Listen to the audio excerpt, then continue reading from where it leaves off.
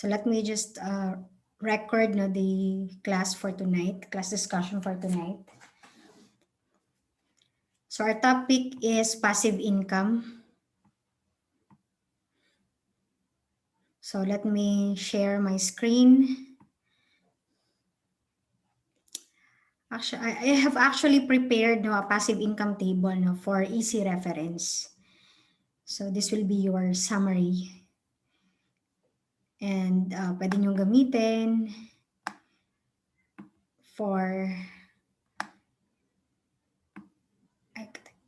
para sa inyong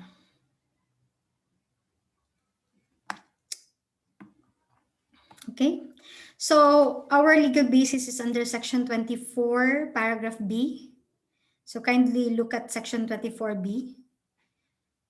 Now for section 24B, yung covered na mga taxpayer dito are the resident citizen, non-resident citizen, and resident alien taxpayers. That is under section 24B.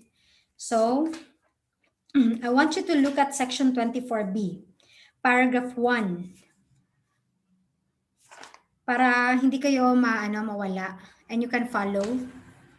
So, makikita nyo dyan, section 24B, paragraph 1, interests, royalties, prizes, and other winnings, right? You can see it, right? So, let's start with interest income. Kasi the provision is parang daming words at saka ang taas-taas niya. So, let us dissect them, no? So, diba sabi ko, section 24B covers resident citizen, non-resident citizen, and resident alien taxpayers. Meaning to say, these tax rates on passive income applies to all of them. Okay? Interest income. Anong example nito? Like for example, your deposits, savings. You have, kasi yung savings account natin, yung pera natin sa bank, nag-earn yan ng interest income, right? So, that is subject to 20% tax. And before we discuss the details, let us just distinguish muna ano yung ordinary income at saka ano yung passive income. So let's start with that, no? When you say ordinary income or regular income, ang ibig sabihin yan yung income na ordinarily and regularly na-earn ng taxpayer. Ano naman yung passive income? Yung passive income refers to an income that is not regularly earned by the taxpayer. Meaning, passive means parang sideline. Okay? Let us say, for example, you are employed regularly. So, your regular or ordinary income comes from your employment. Okay? Kasi yun yung always na kinukunan mo ng income. Right? Naintindihan nyo? Okay? So, ma'am, ano po ang treatment ng ordinary and regular income? Ang treatment natin sa kanila, subject sila doon sa graduated tax rate or 8%. Depende kung ano yung pinili ng taxpayer. Remember the graduated and the 8%? Okay? So, kasi they are considered ordinary income and therefore subject sila sa ordinary income tax rates. Yung basic income tax rates yung nasa table at saka yung 8%. Depende, no? Kasi merong option yung taxpayer. Naintindihan? So, ang passive income, ma'am, ano yung treatment? Ang treatment ng passive income is isa-separate natin siya doon sa ordinary income. Kasi subject siya sa final withholding tax. Subject siya sa final tax. Meaning to say, ma'am, ano ba yung final tax? Yung final tax kasi, for example, yung sa deposits natin sa bank, for example, meron kang income sa deposit mo na 200 pesos. Kukunan nila yan ng 20%. Ngayon, i-declare mo pa ba yung 200 pesos mo isasali mo ba yan sa gross income mo for purposes of computing the income tax? The answer is no, because it is subject to a final tax. Kasi isa siyang passive income. Sideline siya na income. So, hindi natin siya isasali doon sa computation ng income tax. Naintindihan nyo? Di ba remember, sinabi natin previously na lahat ng income mo isasali, di ba? Yung sa employment, sa profession, sa business, di ba? Remember? Pero, yung isasali lang natin doon are those that are ordinarily earned by the taxpayer. Yung lagi niyang na-earn regularly. So, meron palang mga income na hindi na-earn regularly kasi ano lang siya, seasonal, depende. Ang tawag natin doon sa mga income na yon, passive income. Sideline sila na income and therefore they are not included in the gross income for purposes of computing the income tax. Nakuha nyo yung difference? Now, I will give you an illustration, an actual illustration. Kunyari, meron kang income sa bank. Kinukuha mo po ba yung income mo sa bank? Isasali mo ba yan sa income tax computation mo? Di ba hindi?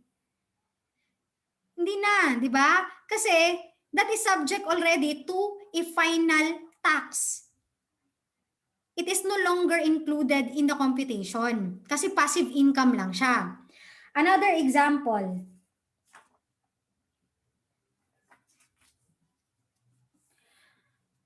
Kunyari, prizes and winnings. Nanalo ka. Nanalo ka sa isang contest. Prizes. You are no longer required to report what you have won in the contest doon sa regular computation mo ng income tax. Kasi prizes and winnings are considered as passive income. So, nasa subject na siya sa final tax. Nagets nyo? Kaya separate yung discussion natin for the graduated tax rate and the 8% dito sa passive income. Okay? So ano pala yung mga example ng mga ordinary income? Saan kinukuha yon? Example nun, kung ikaw ay employed, edi yung regular income at ordinary income mo from employment. So anong tawag sa income mo ngayon? Edi compensation income, tama? Gross compensation income. Kung ikaw naman ay isang professional, nag-practice ka ng iyong profession, so ano yung income mo doon? Edi, you have an income from the practice of profession, gaya ng mga receipts. So ang support natin doon, sales receipts, di ba? Yung mga official receipts, okay? Sorry, official receipts. So, yun siya, dahil ikaw ay professional, yung ordinary income mo galing sa profession. So kasi yun yung pinanggagalingan ng main na income mo. So that is ordinary and regular income. Nagets? And then, kung ikaw naman ay businessman, so yung ordinary source of income mo is from business. So yung magiging income mo, yung business income, di ba? So kung passive income, gaya ng sabi ko, sideline yan siya. Sideline, and hindi lahat ng sideline ha, passive. Kasi pwedeng employed ka at the same time, nagtuturo ka. That is still an ordinary income. Yung sideline na income for purposes of taxation, yun lang yung nakalista sa batas. Meaning, itong interest, royalties, prizes, and winnings. Nagets nyo? Kasi kapag hindi naman sinabi na passive income, yung klaseng income na yan, automatically ordinary income yan. Okay? Yung sabi kasi ng batas, yung mga passive income lang, ito lang, itong nasa paragraph B. Okay? Na-gets nyo yung point? Oh, alam nyo na ngayon kung ano yung regular income tsaka yung passive income.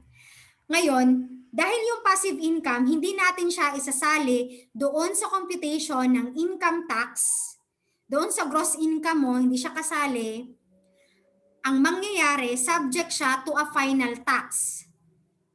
Final tax. At ang final tax rate natin, makikita sa paragraph B. Okay? Now, isa-isahin natin.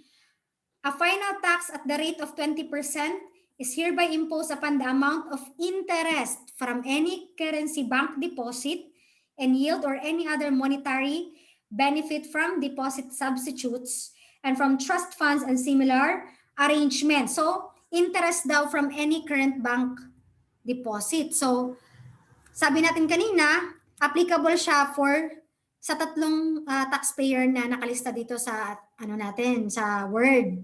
So, meaning to say, yung tax rate niya is 20%. No? Same is true with the non-resident citizen and the resident alien. Ano yung pangalawang passive income dyan? Royalties. Oh. Pero kung ikaw ay artista and you're earning income from royalties regularly, then the royalties are not considered as passive income. Magiging regular income yan siya. Okay? Ang kailangan mo lang tandaan, kung passive ba or regular ba yung income, ito ba yung main source of income ko? Dahil kung hindi, passive yan. Okay? Nakuha nyo? Kasi pwedeng you are a lending company, right? You are engaged in lending money. So meaning to say, yung interest income, hindi lang yan basta-basta passive on your part. That is a regular income, right? Kasi you are engaged in lending. So you look at the nature of the business, the nature of the transaction, kung yan ba yung regularly na kinakandak mo, then that is considered as a regular income or an ordinary income. Pero pag hindi naman at nakalista siya sa paragraph B, then hindi siya ordinary income, so magiging passive income siya, subject siya to a final tax. Okay? Bakit final? Kasi hindi na natin siya dideduct doon sa income tax liability mo. Dalawa kasi yung klase ng tax final tsaka creditable. Yung creditable, pwede mong i-deduct yun sa total tax liability. Kumbaga, meron kang advance payment of income tax. Pero yung final tax, hindi. Kasi final siya. So, hindi siya pwedeng i-minus doon sa tax liability mo. Okay? Royalties. So, kapag royalties, meron tayong general rule dito, ha? Lagyan natin ng general rule. So, sabi dito, 20% daw, generally. Okay? Kasi, meron tayong royalties na galing sa books, literary works, and musical composition. So, kung dito galing yung royalties mo, hindi 20% yung ating final tax, kundi 10%.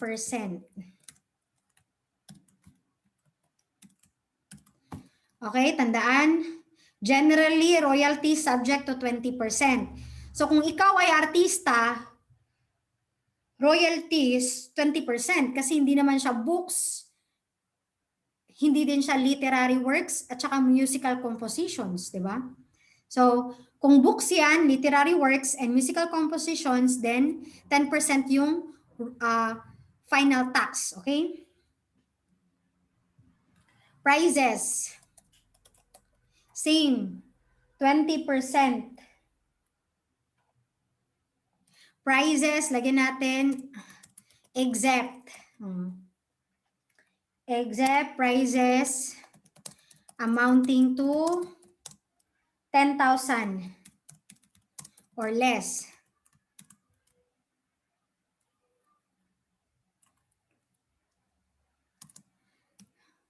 Subject to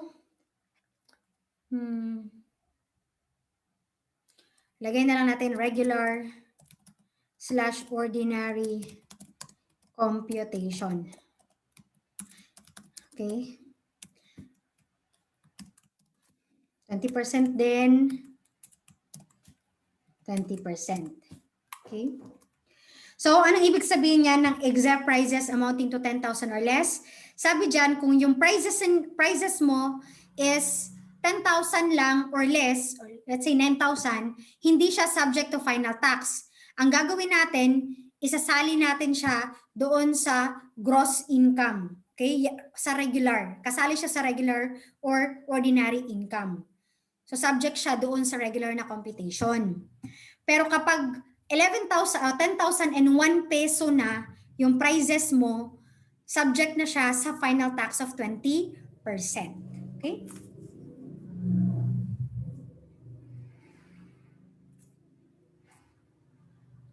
Okay, another thing that you should remember here, dapat itong interest, income, royalties, at saka prices, they must come from sources within the Philippines. Okay? Kasi, ano ibig sabihin nun? Dapat yung interest income mo, dito galing sa Pilipinas mo na-earn. Okay? Kasali ng royalties tsaka prices. Kasi kapag outside na yan ng Pilipinas, so kailangan mo nang tingnan ngayon kung sino ba si taxpayer. Isa ba siyang resident citizen, non-resident citizen, or resident alien? Because the status of taxation will now apply. Because if the taxpayer is a resident citizen, yung passive income niya outside the Philippines will not be subject to Section 24B but to Section 24A doon sa regular or ordinary computation of income tax. Naintindihan? Naintindihan mga kababayan sa pananampalataya? Did you get my point? The discussion before we proceed? Sabtan? Attorney question. Yes, Mr. Abilianida. Attorney, kanang sa Google AdSense gani attorney. Mm-mm. Consider mo na siya as passive income. Yes, if that is not your main source, I think ano lang yan, sideline lang yan, no? Sa YouTube, you mean? Sideline lang yan kasi hindi naman siya main income ng ano. Pero, let us say for example, gaya ng mga artista, teka muna. Ano ba yung klaseng income yung nasa YouTube AdSense? Parang business siya, no? Parang binibusiness mo siya. I think every person na may mag-watch ng video, tapos depending sa ads doon sa video, magkaka-income yung uploader. Oo. Teka muna.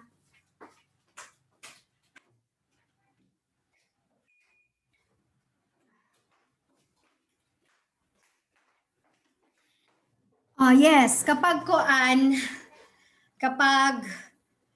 parang ano siya parang business mo na siya kasi you have a show, parang ganyan, then yung mga advertisers, bumibili sila ng time sa show mo to show their ads, and then they will give you an amount, no, from the ads kung kapag i-play ng viewer yung ads. Kasi kapag hindi yun pinlay ng viewer, wala ding income, no? Parang ano siya, parang sa television, parang ganyan. So if you are earning income from that platform, I think that should be subjected now to the regular income, ordinary income. Kasi you have already been engaging into that kind of business, no?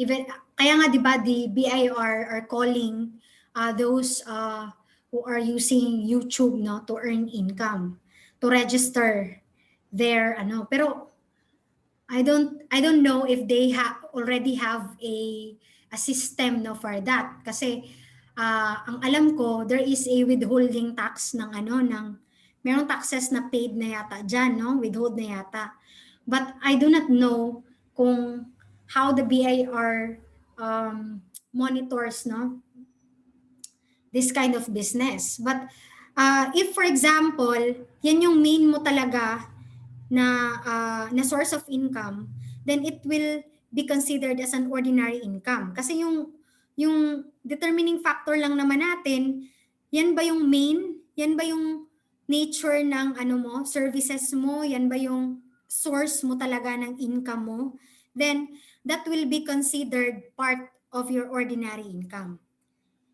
Gaya ng yan talaga yung kanilang bread and butter. Ginagamit nila for uh, para sa sarili nila to sustain their So I think that should be considered as a business income, no? You're entertaining, 'di ba? Gaya ng mga parang mga singers lang din 'yan, yung mga artista, 'di ba? So walang difference 'yun. So basta income, inflow of wealth, then that is an income.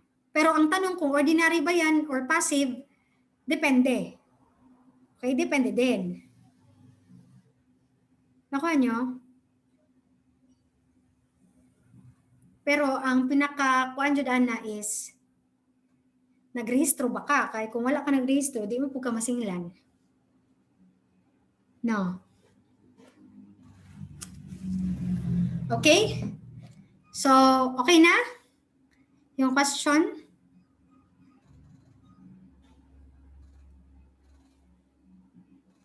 Mr. Abilianida? Okay. So, balikan natin. Yung passive income na pinag-uusapan natin dito under Section 24B are those income that are derived from sources within the Philippines. Kuha nyo? So if the passive income comes from abroad, like you have a deposit or you have a currency bank deposit abroad, meron kang bank abroad, for example, nag-earn din yun ng interest income, right? Pero hindi yun automatically magiging passive income dito sa Pilipinas. Why? Gaya ng sabi ko kanina, the status of taxation will now apply. So tingnan natin kung yung taxpayer ba ay resident citizen, non-resident citizen, or resident alien. So if the taxpayer is a resident citizen, then yung passive income niya, even if it comes from abroad, it will form part of the ordinary or regular income. Okay? Masasali sa regular or ordinary income kasi express ang nakalagay sa Section 24B. Ang sabi niya dito, dapat derived daw siya from sources within. So even if you are a resident citizen, di ba, you are taxed all over the world, from your income all over the world. Pero kung passive income yan sa ibang bansa, hindi siya matatax as a passive income. Kasi express ang sinabi ng Section 24B. Sabi niya, yung mga income lang daw derived from sources within. Na-gets? So, meaning to say, passive income earned outside the Philippines are subject to regular or ordinary income tax. Okay, take note nyo yun. Okay? Now, what about non-resident citizen and resident alien? Take note that they are only liable to pay income tax on their income from sources within. So if they have a passive income outside the Philippines, it doesn't matter. Okay? Kasi Pilipinas lang. Okay? Within the Philippines lang.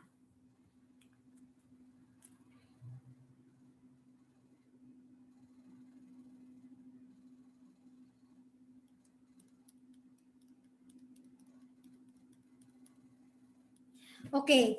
What about expanded income? Interest income.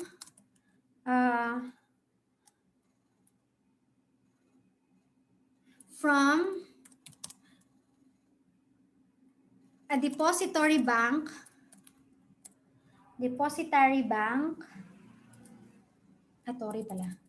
Tory bank under the expanded foreign currency deposit system. So yung final tax natin is at 15%.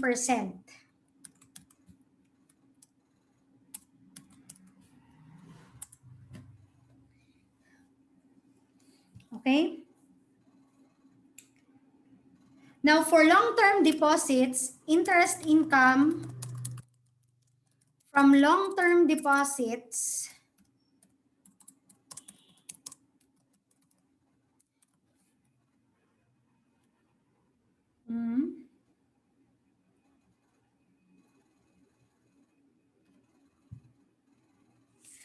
kailan ba masasabi na long-term yung deposit? Dapat at least 5 years, okay? 5 years yung deposit mo. And dapat hindi mo yan i-withdraw. Okay, gaya ng mga time deposit, no, for how many years. So, yan yung mga tinatawag natin na long-term deposits. Meaning to say, hindi mo pwedeng galawin. Merong contract, no, for 5 years. So, ito siya, under the law, is exempt. Exempt yan from a final tax.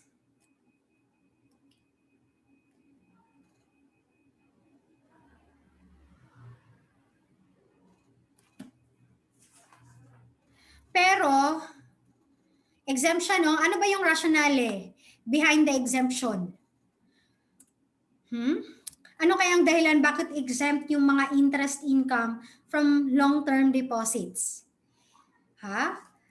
It is exempted in order to encourage long-term investments. Yan yung reason kung bakit exempted yung mga ganyang deposit.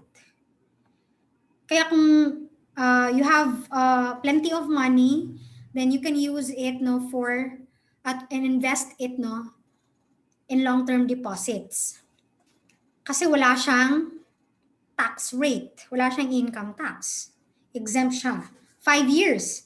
Pero kapag nag-pre-terminate ka ng yung long-term deposit before 5 years, let us say for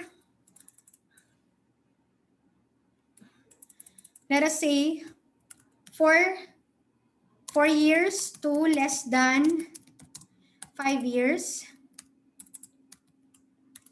So magkakaroon na yan ng deposit 5%, okay? Final tax. Kapag nag-pre-terminate ka.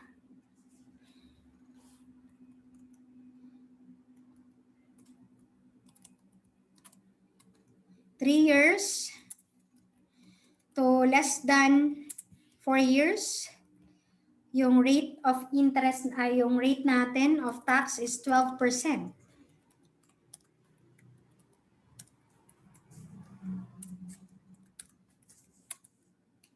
Then, for less than 3 years,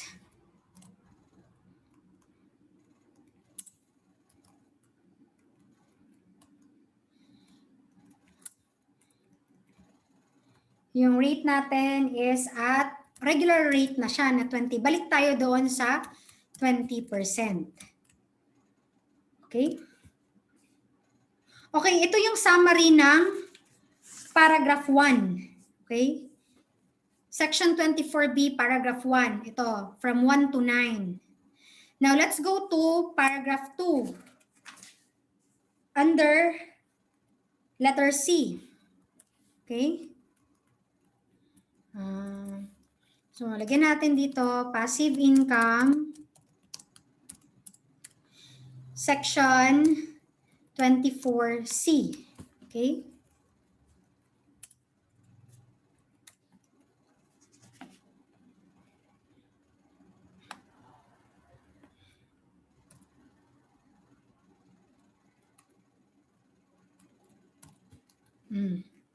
So, ano yung passive income natin under section 24?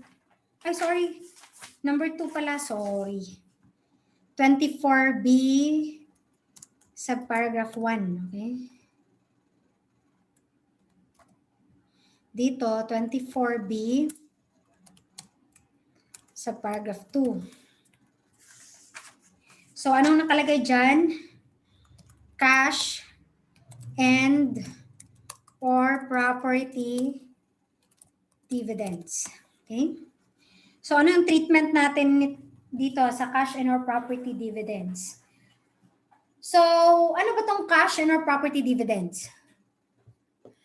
If you are a stockholder of a domestic corporation, take note, a domestic corporation, or from a joint stock company, insurance, or mutual fund companies, and regional operating headquarters of multinational companies, or on the share of an individual in the distributable net income after tax of a partnership, or on the share of an individual in the net income after tax of an association, a joint account, or a joint venture or consortium, taxable as a corporation of which he is a member or co-venturer.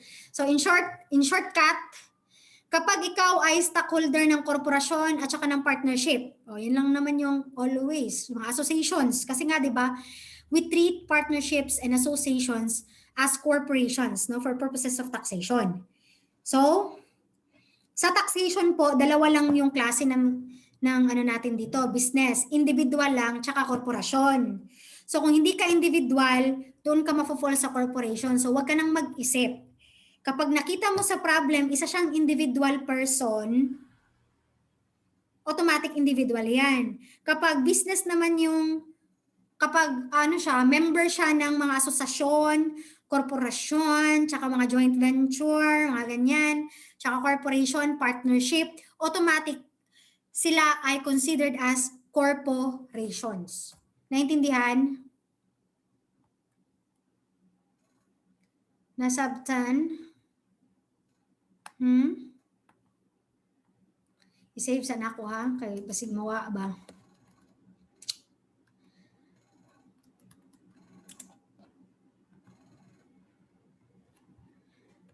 Passive. Nasabtan? Tanak ko karon. Sabtan wala. Okay? Bantay ha.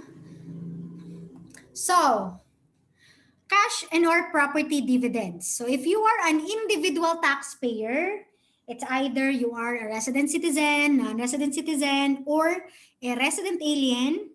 Kapag ikaw ay nag-earn ng cash and or property dividends from a corporation, general na natin, kasi alam nyo naman kung ano yung corporation, di ba? Masyadong madami yung coverage niya. Okay? And take note here, dapat domestic. So, yung iyong cash and property dividend will be subject to a final tax rate of 10%. Okay? 10%. 10%. So 10% ang iyong tax rate. Final tax. So, balikan natin yung concept ng final tax. Di ba sabi ko kapag final tax, yung income mo dyan, hindi mo na i-report doon sa ordinary income mo, tama? Kasi final tax siya. Kuha nyo? Nagets nyo? Kasi passive income siya, subject to final tax. Okay? Ngayon, kung ikaw ay stockholder ng korporasyon, meron kang income, cash dividend, nag-declare ng dividends yung corporation. Kasi nagde-declare yung corporation ng dividends, right? Yung dividends, galing yan sa retained earnings, sa income, net income ng corporation. Okay? So, kung may net income yung corporation, magde-declare sila ng dividends. Nagets nyo? Kapag nagde-declare ng dividends, ibig sabihin yan, bahinay na. Di ba? Bahinay na sa income. Tama? So, ang nabahini mo sa imong income from the declaration of cash dividend, subject siya sa final tax rate of 10%. So, kunyari, you have a cash dividend of 100,000. So, ang mapupunta na lang sa magkano yung 10% ng 100,000, Mr. Haugan?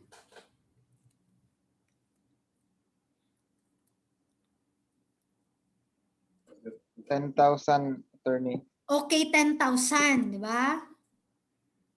10,000, di ba?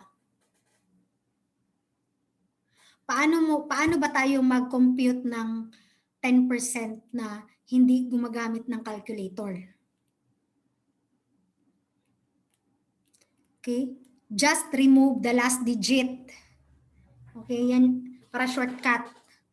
Okay? So 10% no ng ano, so 10,000. So magkano na lang yung ma-receive mo, Abelianida?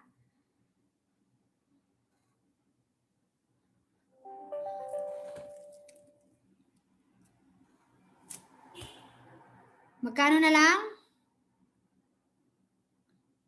Oh, why are you smiling, Mr. Abelianida? Wala ko kasabay, attorney. Choppy-choppy ako internet. Miss ah, Miss Gonzaga, magkano na lang yung ma-receive mo?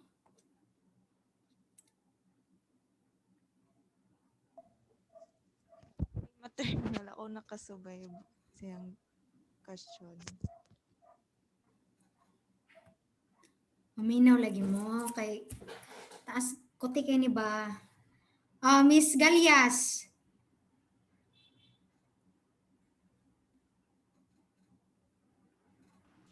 Attorney, ang question is magkano na lang maiwan for if yes. 100,000 ang income niya, Ah, attorney? Pila na lang man? Pila na lang madawat nimo kung stockholder ka? Stockholder ka, Pila ganito yung tax rate? subject ka sa 10% na Oo. 10 10%. Oh, 10% attorney no. 90,000 ay 90,000. 90,000 attorney. 100 ang ay dili. Ay 100 di ba ang ay income? attorney di ba naaman tong mo apply pa to siya tong kuan kapag dili exempt siya attorney. Kaya man siya niabot o ay lahi man day no kay Cash dividend maniday. Man day no. Kung passive income dili to mag-apply tong compensation. Ha? Ay cash dividend di ay siya. Lagi kay passive income siya attorney dili to mo-apply tong kuan tong rate sa scheduler gani kay compensation mo apply ra man to pag compensation income. Naglibog ko attorney, sorry attorney. Tanang unsa ang mag-apply na rate diri mo na gini siya na no 10%. So kung ang income niya di na to mag-apply tong exempt natong exempt ang iyang Dili income na, kay kay passive 100,000 man. ang iyang ay Di ba niingon ko pag passive ang income, lagi. dili siya or di subject sa ordinary. So pasabot final tax siya, dili mag-matter tong mga exemption. Sa unsa man, pila naman? O dili na mo 90 kung 100,000 yung income di 90 kay 90 na lang bilin sa iyang kuan. Kaya ang iyang taxable ay ang taxable niya na kuan kay ay ang ang iyang tax due is kuan 10,000 man so Okay. 90 na lang kuan sa iya. So Tama de tax due 10,000. Okay, 90,000 na lang yung ma-receive, di ba? So tama to nung observation no nga Yes po. appeal pa ba siya dito sa kuan? Mag-matter ba tong 200,000 na 250,000 exemption? The answer is no because that is a passive income. Dili man siya ordinary. So dili siya subject sa katong regular computation. Nanggawas na gyud no ang mga kalibog no. 'Di ba? Pag mingon gani kag passive income, final tax siya. So dili mag-matter kung baba siya sa 250,000 na threshold o dili kasi passive income siya. Automatic na minusan og income tax. Nagets nyo? Final kasi final tax. No? Kaibahan ng creditable. Yung creditable kasi, pwede mong i-deduct doon, kasali siya doon sa ordinary. Bigyan ko kayo ng example ng creditable tax. Kunyari, ikaw ay may negosyo. At the same time, employed ka. Sige, ako na lang. I-example ko ang sarili ko. Ay employed ako. So, meron akong compensation income. Tama? Pero, nagpa-practice din ako ng profession. Tama? So, dalawa yung source of income ko. Okay? Ngayon, doon sa employment ko, yung sinasubject lang nila ng tax doon is yung compensation income ko. Tama? Kasi wala naman silang alam kung magkano yung income ko from my profession. Nakuha nyo? So, ma'am, paano ba i-apply ngayon dito yung yung regular tsaka ordinary computation? Ang mangyayari, pagdating ng April of every year, yung income ko from profession, magko-compute na ako, di ba? Kasi ng income tax. So, income from profession, i-add ko yung income ko from compensation, di ba? Remember yung computation natin, i-add natin yung dalawa from profession tsaka from compensation. Di ba nag-withhold naman yung employer sa compensation? Tama? Bayad ka na sa compensation, tama? Kasi every month nagma-minus sila ng income tax, tama? Uy, sinong employed dyan? Tama ba? Tubag po mo ay. Kinsa employed dira? O si Miss Gonzaga, you are employed, right? Yes, attorney. I can't hear you. Yes po. You are employed. And your salary is subject to a tax, tama? Yes, attorney. Yes. Okay? Yung tax na minaminus sa salary mo, income tax yun siya. That is an income tax. So, ngayon, di ba sabi ko kanina, employed ako, meron akong compensation income, meron din akong professional income. At the end of the year, ire-report ko yan lahat sa BIR. Ang deadline yan, April. Okay? Abril. Yan yung tax season. Ngayon, ang compensation income ko, bayad na ako sa tax, tama? Tama ba ako, Miss Gonzaga? Tama ba? Yes, attorney. Ano ang binibigay ng company kapag end of the year? Alam mo yan. Magbibigay sila ng form, di ba? Sino yung mga employed dito tsaka merong separate business? Yung company, para ma-report ko yung total income na nabayaran ko sa compensation income, i-credit ko yan doon sa total income tax liability. Nakuha nyo? Hindi nyo nakuha. Puntahan natin yung computation natin last, para maintindihan nyo kasi this is very difficult. Tricky and very difficult. Ito, sample probs. Pakita ko sa inyo. Remember yung sample natin sa problem? Sana yun? Ito. Ito na lang. Etong number 3.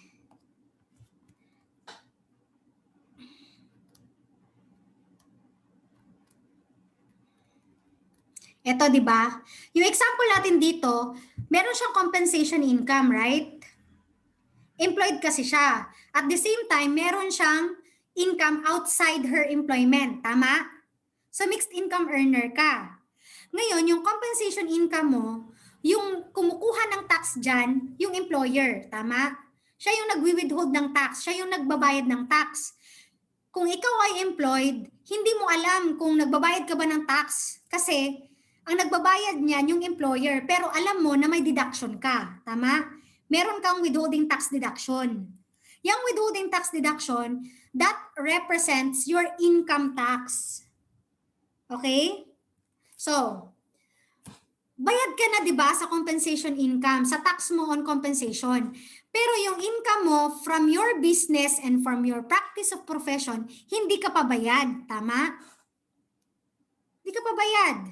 So, anong gagawin natin at the end of the year? Babayaran natin. Tama? Tama? Babayaran? Huwag mag-evade. So, pero, kung mapapansin ninyo, kahit na bayad na yung compensation income mo, kahit na bayad na yung tax sa compensation income mo, bakit sinasali pa rin natin siya sa computation? Kasali pa rin, di ba? Kasi ang sabi ng batas, isali mo daw lahat sa computation. So, Paulit-ulit paulit-ulit yung ginagawa natin kasi sabi ng batas, i-collate mo. Isali mo lahat sa gross. Okay? So sinali natin, tama? Ito yung example natin sa taas. Dito na lang. Ayan. O, di ba? Meron kang gross compensation income. O, mga ganyan. Then, meron ka din from business. I-add mo yan lahat. Tapos, ito, i-analyze nyo. Di ba bayad ka na sa tax mo sa compensation income? Tama? Tapos ngayon, sinali mo siya sa computation. Meaning to say, nag-compute ka ulit. Parang nadoble. Nadoble yung pag-compute mo ng tax sa compensation kasi sinali mo ulit siya dito. Tama? Tama ba? Hoy, tama ba? Bayad ka na, di ba? Kasi withhold na. Pero, bakit pa natin siya sinasali dito? Bayad na ako. Sabi ng batas, isali daw. O ngayon, edi malaki yung tax ko kasi kasali pa siya. Anong gagawin natin sa nabayad ko na?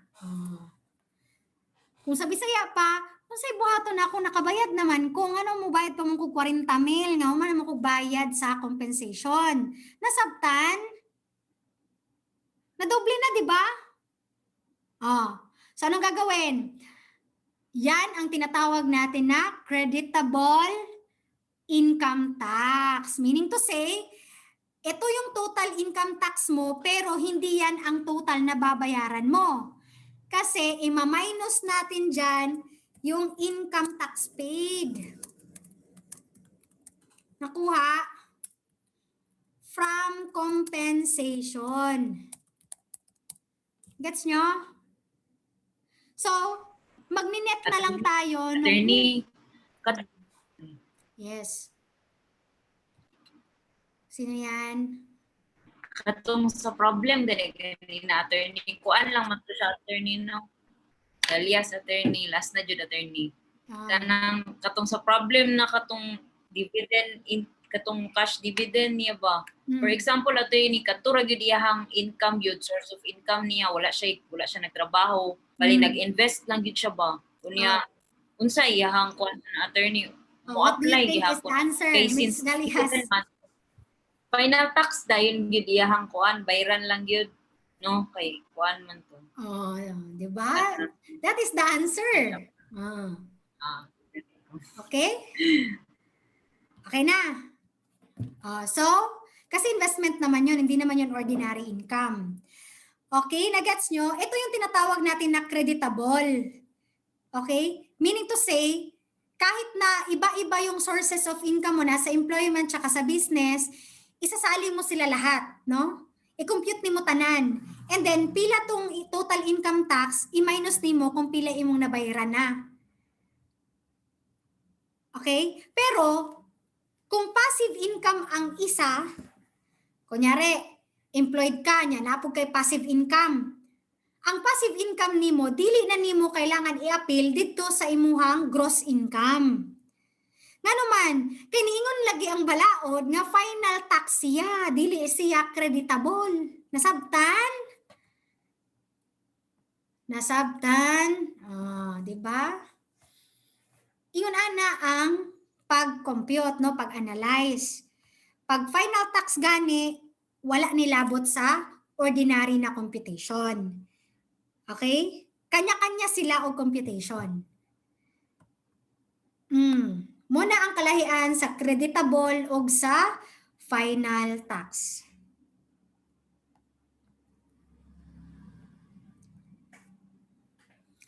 Balik ta dire.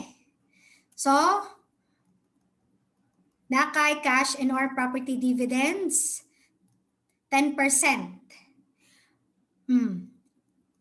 Property dividends, ano ito? Yung cash kasi pera yung binibigay as dividends. Okay? Kung meron, this is not usual, no? This is not usual. Hindi natin medyo alam, no? Yung cash dividends at saka property dividends kasi unless na lang if you are a stockholder, no, of a corporation. So, alam mo talaga 'yan. Pero kung sa madaling salita, yung cash and or property dividend, ano lang 'yan, share lang 'yan sa income ng business. Yan lang ibig sabihin 'yan. Okay? For example, meron kayong sosyo. Amot-amot mo tinag-gismil kada isa sa inyo. After 1 year, nagsabot mo nga tungaan ang income. Murag ingon ana ang cash and or property dividend. Nasabtan? Mura siya ingon ana. Now, kaya lang, cash, money, di ba? Yung property, instead na money, property yung binigay sa'yo as dividend. Gaya ng lupa, sasakyan, whatever. Okay? Naintindihan? Ano naman itong stock dividend? Sigan yung mata, kaya wala na dira sa sa papel. Stock dividend, wag niyong hindi siya subject sa 10% kasi wala naman dyan, di ba? Baka kapag nagbigay tayo ng stock dividend, matingala na dayon mo. Hala, unsa gani tax anian? Ano niya? Kita lang ganig dividend 10%. Di ba? Confident pa kaayo, kita rag dividend. Take note, cash and or property dividend lang, okay? Hindi kasali yung stock. And hindi ko na i-complicate yan. Baka malito kayo, no? Kung ano yung stock at bakit hindi kasali si stock. Okay? So, let us proceed na lang muna sa next na passive income.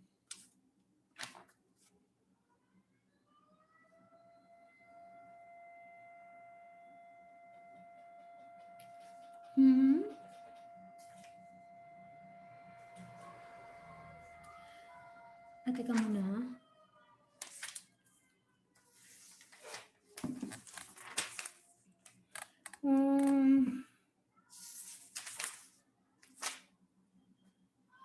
Royalties. So we also have winnings, no? Winnings. Wala ito sa, paano ba ito mag-minus anyway? Ay, dire-dire na ata, dire. Dito sa ibabaw. Okay. Kanina ang number 10. Winnings. Wala gina ko naapil ang winnings. Asa man yung winnings? Ay, nakalimutan ko. Meron palang other winnings. My gosh. Other winnings. Okay? Nandiyan no, may other winnings hindi natin nakita. Except winnings amounting to 10,000 or less.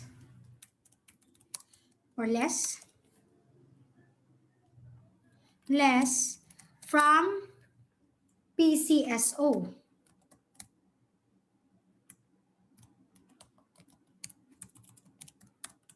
Okay?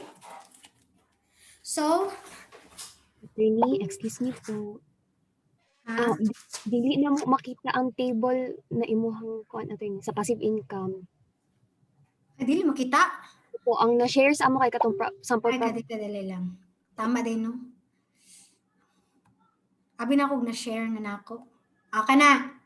Kita na? Yes po, attorney. Okay? So, other winnings, gaya ng PCSO winnings, yung nagpatad ka ng loto. Okay, loto winnings. Pero, exempted dyan kapag yung napanalunan mo is 10,000 or less. Exempt siya. Dati kasi, exempted yung winnings from PCSO. Pero, with the train law, isa ito sa mga amendments. No? Subject na sa income tax, sa passive income tax, yung mga winnings from loto above 10,000 pesos. Nagets? Magkano yung rate? 20%.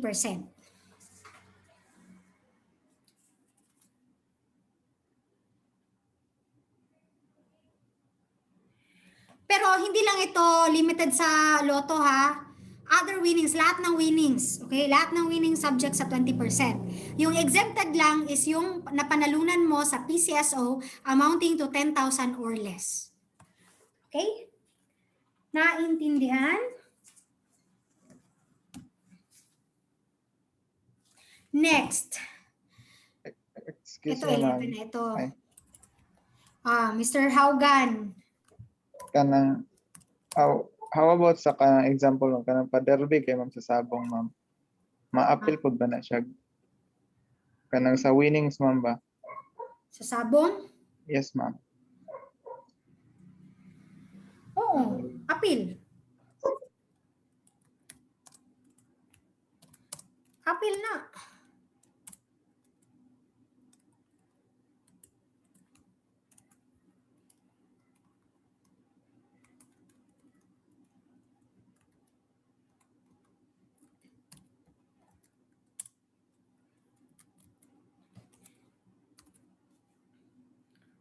Attorney? Okay. Ay, sorry. Yes. Another question. Pag from sa PCSO na winnings, attorney, tapos more than 10,000 kay subject to final tax na siya, attorney. Yes. Thank you, attorney. Next, under section 24C. You look at section 24C.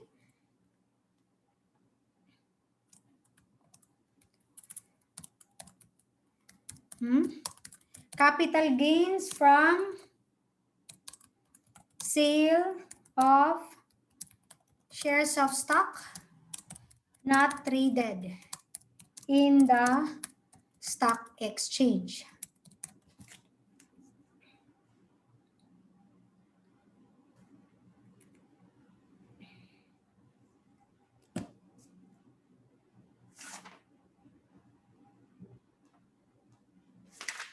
So we have a tax rate of 15%. 15%.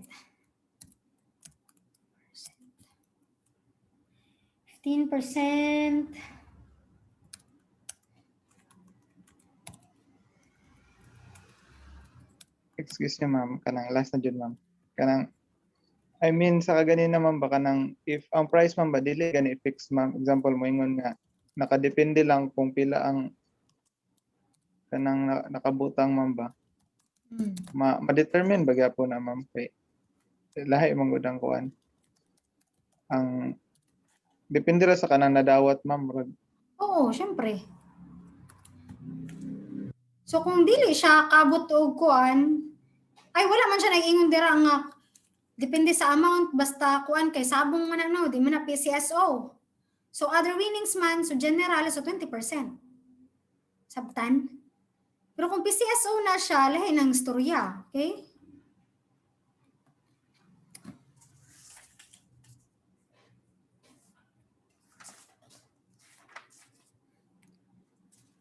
Okay, we have capital gains from sale of shares of stock not traded in the stock exchange. So we have a final tax rate of 15%. And the tax base is the net capital gains. Ano man ang net capital gains? Kanang, kunyari, nagbaligya ko karon og shares of stocks, 15,000 akong ginansya. Pagkasunod, nagbaligya na po ko og shares, na loss ko 5,000. So, 10,000 minus 5,000, kay loss man ang isa, 5,000 na lang. Tama? Kay net capital gain. Nagets? Kay income man to kaganina, nag-gain man ko niya, nagka-loss man ko sa second na transaction, in-net na ko siya. Okay? So, mo lang na ang pasabot sa net capital gains. And final tax of 15% diretso. Okay? And take note here that the sale here must not be through as local stock exchange. Dili ka dapat broker, ha?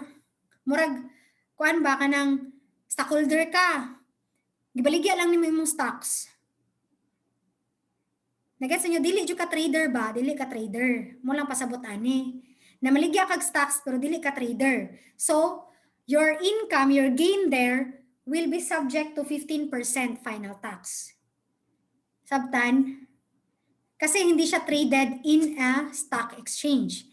Kasi kapag ikaw ay broker or trader, you are trading in a local stock exchange. Ayun yung sabtaw eh, di na magawas.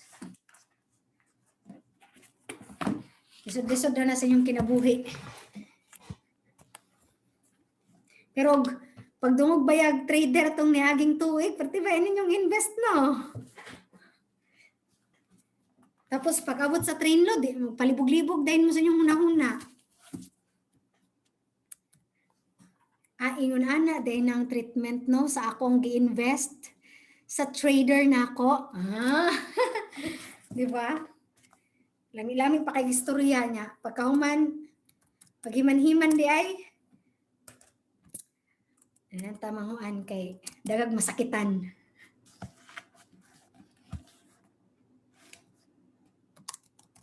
Next is from paragraph D. Ay, buta na ako.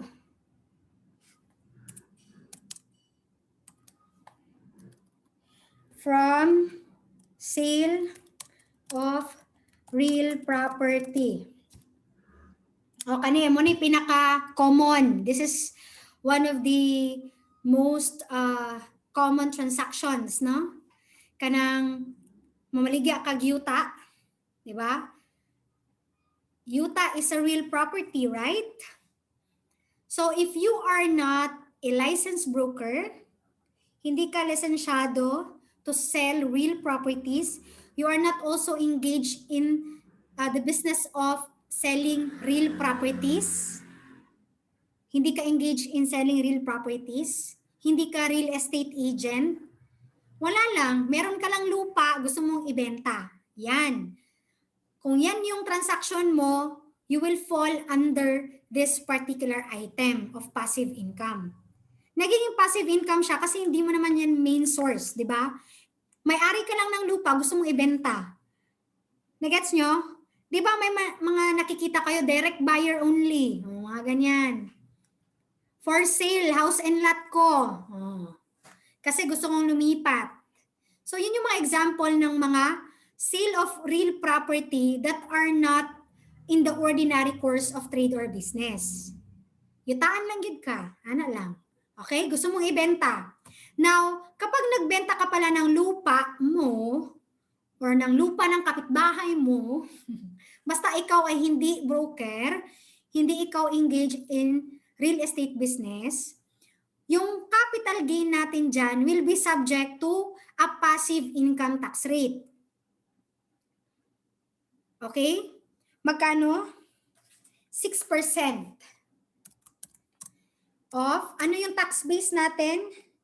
The gross selling price. Okay? Tatlo yung magiging tax base natin. Gross selling price or the current fair market value as determined by the assessor.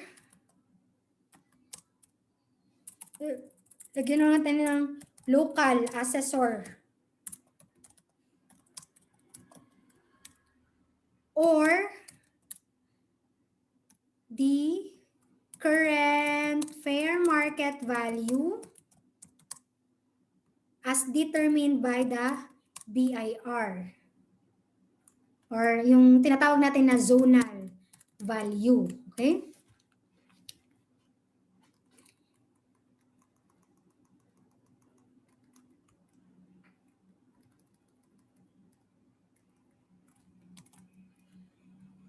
Ito. Usapang aktual, praktikal. Ano ba itong gross selling price? Di yung price ng pagbenta mo, di ba? Obvious ba? Gross selling price? Ano naman itong current fair market value from local assessor's office? Alam niyo yung tax declaration of real property? Yung kinukuha sa munisipyo at saka sa city hall? Yung tax deck? Alam niyo yon? Sino nakakita ng tax deck?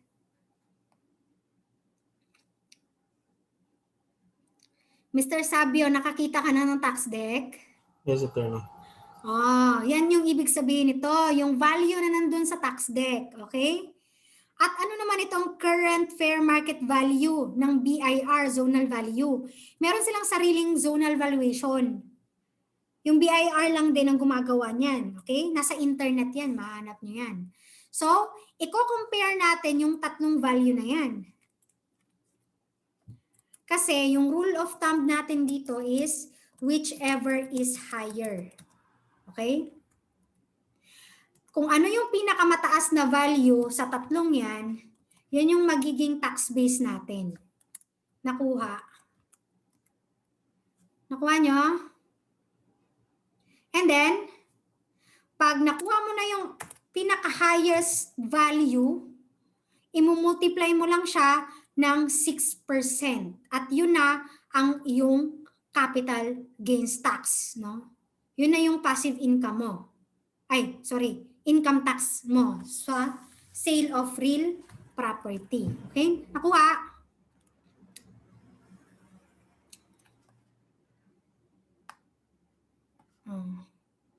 Whichever is higher. Okay? Ko-compare kasi natin yan no, sa actual.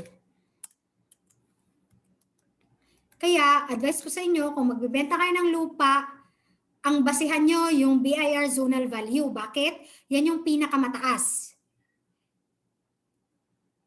Yan yung pinakamataas na value. Yung iba, ang ginagawa nila ay, recorded pala ito, no?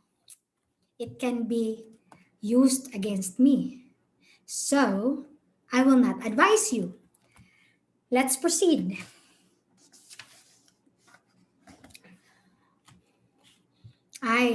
May additional tayo na info dito. Merong exception because general rule yan. Okay, exception. Ito. Under paragraph 2, subparagraph 2 of paragraph D. Tingnan nyo yung paragraph 2. Paragraph D, subparagraph 2. Kita nyo? Nakita nyo mga kababayan? Ladies and gentlemen? Ito na lang, last na lang ha. Malapit ng time. Nakita nyo? Okay?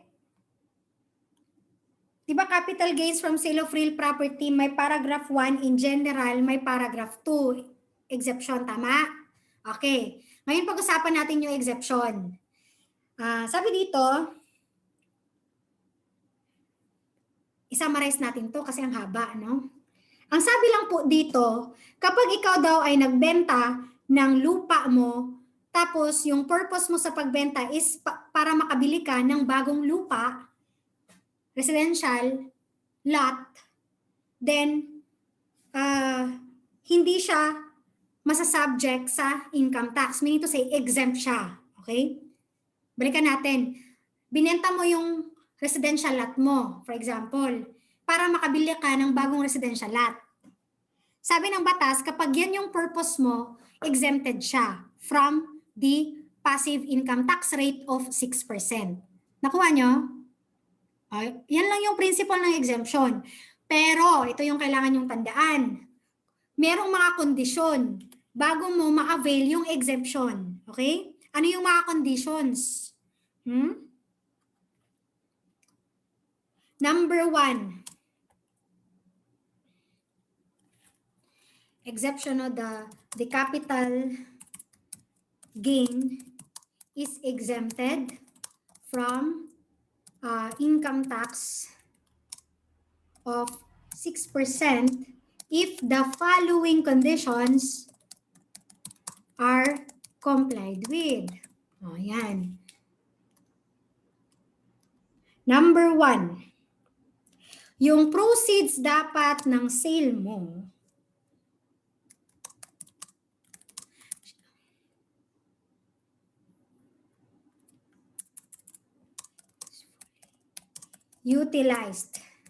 fully utilized dapat siya in acquiring or constructing a new principal residence.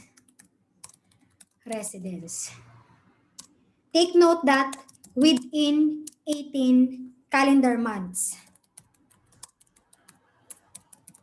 from the date of sale. or disposition. Yun yung number 1. Kailangan yung proceeds ng sale, gagamitin mo fully para bumili ng bagong principal residence or mag-construct ng bagong principal residence within 18 calendar months from the date of sale. Okay? That's one condition. Second, the historical cost or adjusted basis of the real property sold or disposed shall be carried over to the new principal residence built or acquired. Sa madaling salita, kung magkano yung old na residence mo, yun din dapat yung cost ng new residence mo. Regardless kung magkano yung nagastos mo sa bahay na yan. Nakuha nyo? Kasi sabi niya, i-carry over lang daw. Okay? Huwag na nating pahirapan ang ating sarili. Yun ang ibig sabihin. Okay? Third, notify the commissioner within 30 days from the date of sale. Sale through a prescribed return. So magpa-file ka ng return ngayon, no? Ipa-file mo sa BIR. Yan ang ibig sabihin niyan. Hindi mo kailangan pumunta ng Manila, no, para i-notify si commissioner. Pwede sa Revenue District Office na lang, no? Mag-file ka ng prescribed BIR return.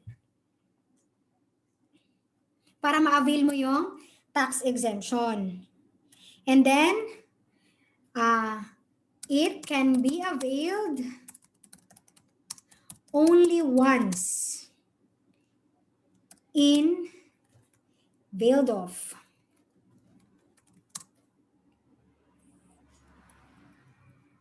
once, only na gani, once period, in every 10 years. Okay? Next, meaning once lang in every 10 years. So, saka na after 10 years na po ka mag-dispose.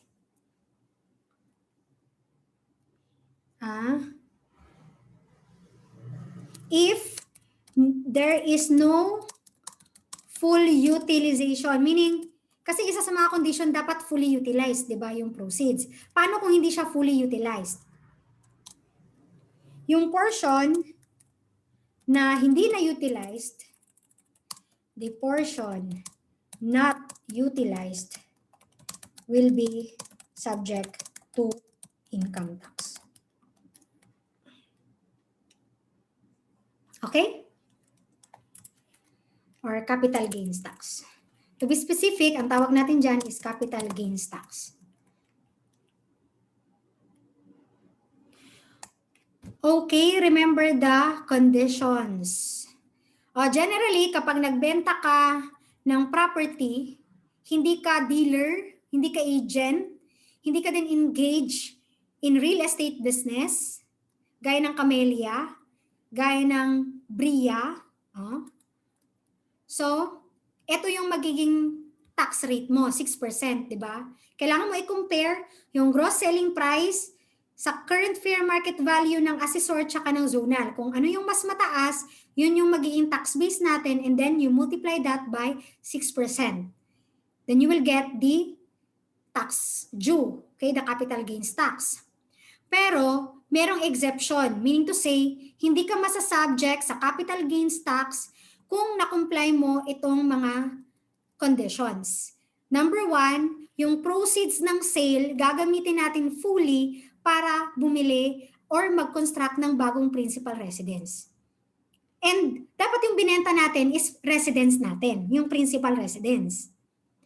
Okay? Number 1 pala yun dapat, no? Number 1, sale, the taxpayer sold his or her principal residence. Okay? Binenta niya yung kanyang principal residence. Yung proceeds, ginamit niya fully para bumili or para mag-construct ng bagong principal residence within 18 calendar months. So kung nasobra nag-18, di na pwede. Then yung historical cost ng old mo na residential property, i-carry over lang natin yung cost sa bago. Regardless kung magkano yung nagastos mo. Hindi magmamatter. Okay? Then, kailangan mo i-notify yung commissioner within 30 days from the date of sale gamit ang prescribed BIR return. Then, once lang in every 10 years ma-avail. So kung naka-avail ka na, hindi na pwede. Next 10 years na pod. And lastly, kung hindi siya na fully utilized, yung portion na hindi na utilized will be subject to the capital gains tax. Okay? Any question before we end our class for tonight? Attendance ko ba? Kinsay absinot?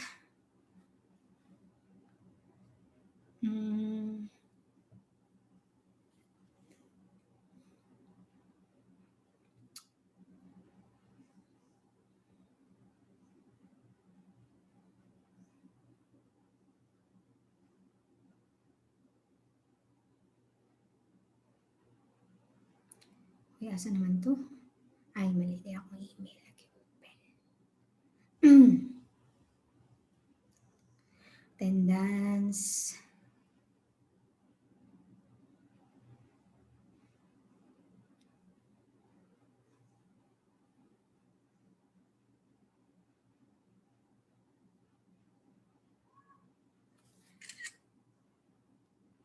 Abelianida, Present, attorney. Aguilar, Present, attorney. Almasa, Present po, attorney. Carino,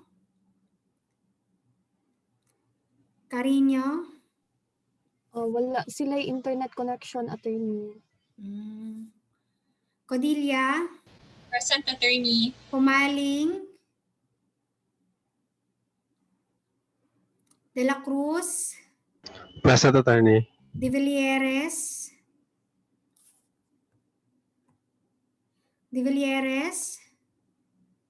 wala siya.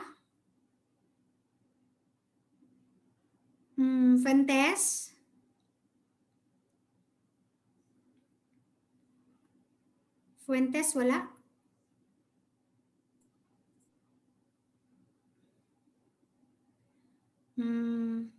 Galias, ay sige, Present, attorney. Gamale, Present po, attorney. Gloria, Present po, attorney. Gonzaga, Present, attorney. Haugan, Present, attorney. Malaki,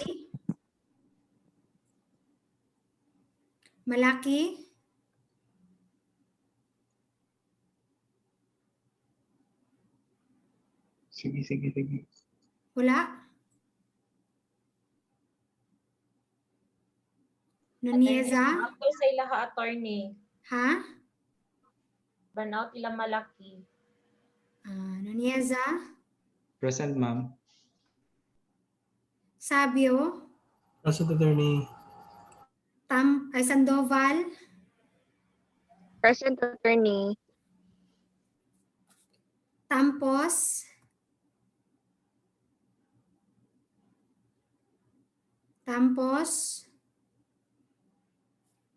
wala. Tinaha, Present, attorney. Tripoli,